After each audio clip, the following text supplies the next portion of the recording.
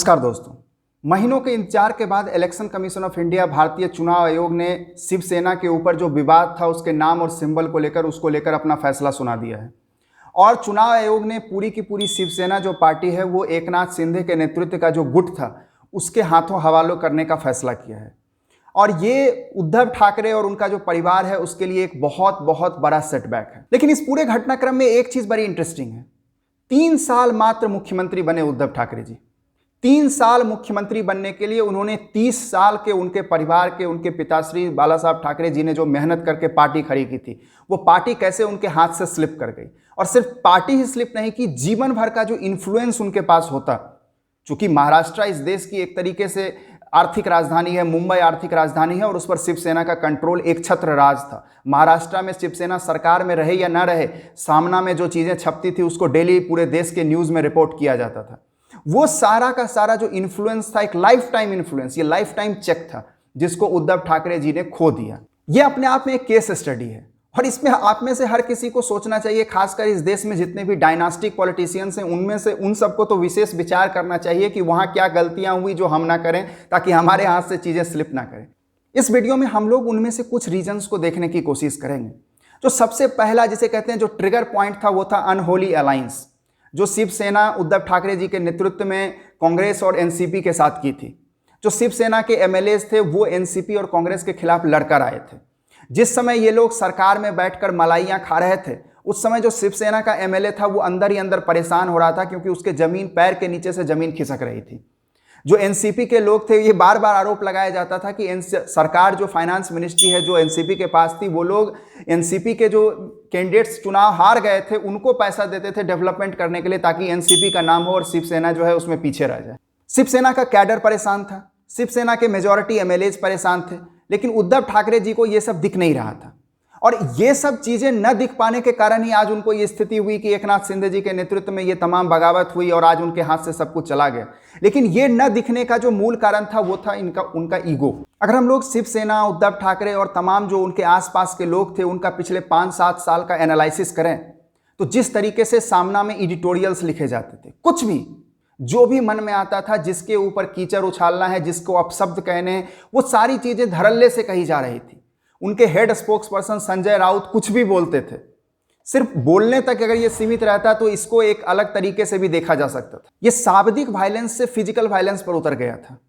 एक कोई merchant navy या नेवी के रिटायर्ड पर्सनल ने कुछ कमेंट किया तो शिवसेना के लोग उसके घर में जाके उसको पीट के उसका आंख लाल कर दिए। समीर ठक्कर नाम के एक पर्सनल इंडिविजुअल, उन्होंने एक कमेंट किया तो उनको बाकायदा अरेस्ट करके नकाब पहनाकर उनको कोर्ट में परेड कराया जा रहा था, सिर्फ इसलिए कि वो लोग उद्धव ठाकरे जी के खिलाफ कुछ कमेंट कर दे रहे थे। कंगना रनावत के बारे में तो कुछ कहने की जरूरत ही नहीं है, किस तरीके से कंगना रनावत के एक स्टेटमेंट पर उनका घर जो है तोड़ दिया गया है। मैं अपने लिए मुकाम बनाया, किस तरीके से उसके एक स्टेटमेंट के लिए आप उससे एग्री कर सकते हैं, डिसएग्री कर सकते हैं, लेकिन एक स्टेटमेंट के लिए उसकी मेहनत की, जिंदगी भर की मेहनत की कमाई जो उसका घर था उसको बुलडोज कर दिया गया था। उस समय कंगना रनावत ने एक बहुत ही इंपॉर्टेंट बात कही थी और आज कंगना रनावत का जो वो स्टेटमेंट है उसको देखना और एक बार सुनना बड़ा इंपॉर्टेंट हो जाता है। सुनिए।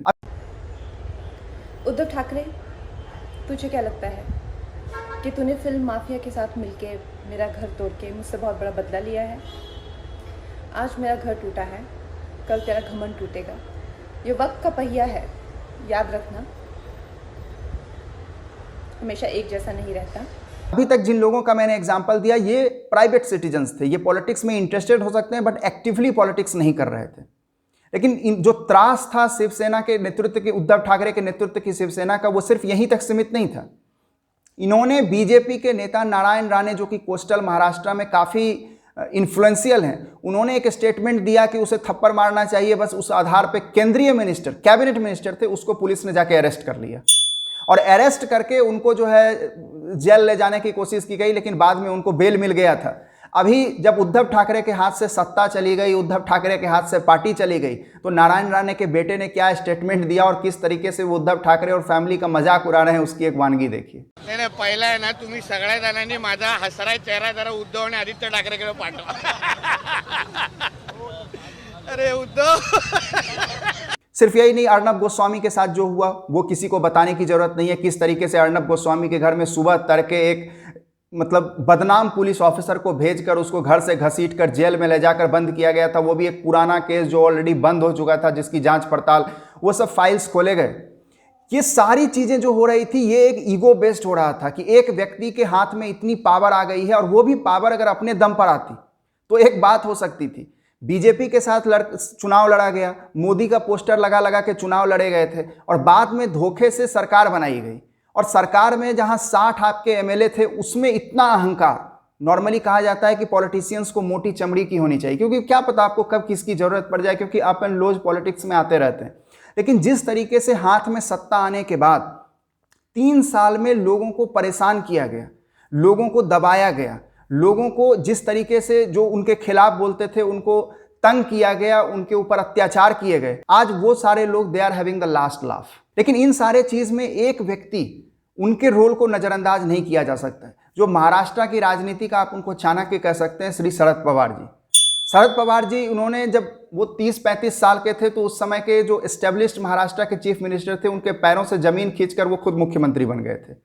और आज शिवसेना के लोग भी ये आरोप लगा रहे हैं कि शरद पवार जी, और अभी इसका बेस्ट एग्जाम्पल ये जब शिवसेना का जो पूरा का पूरा सिंबल और नेम एकनाथ शिंदे के गुट को दे दिया गया, तो जो शरद पवार है उन्होंने बयान दिया कि शिवसेना को अब ज़्यादा इस पर मेहनत नहीं करनी चाहिए, वो जाके कोर्ट उठ के चक्कर ना लगाए, वो जमीन पे लड़े।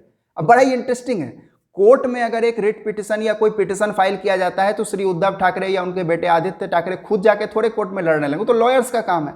ये दोनों चीज़ें अलग अलग हैं, कोर्ट में लड़ना अलग चीज़ है, जमीन पे लड़ना अलग चीज़ है। आप दोनों चीज़ साइमल्टेनियस कर सकते हैं, उससे कोई प्रॉब्लम तो है नहीं। लेकिन शरद पवार जी कह रहे थे कि जमीन पे लड़ो, कोर्ट में मत जाओ लड़ने के लिए।